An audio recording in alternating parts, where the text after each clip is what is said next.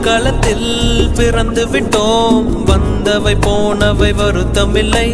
காட்டினிலே வாழ்கின்றோம். முட்களின் வழி ஒன்றும் மரணமில்லை. இருட்டினிலே நீ நடக்கையிலே உன் நிழலும் உன்னை விட்டு விலகிவிடும். நீ மட்டும் தான் இந்த உலகத்திலே உனக்கு துணை என்று விளங்கிவிடும். தீயோடு போகும் வரையில் தீராது இந்த தனிமை. அந்த தெய்வ ரகசியம்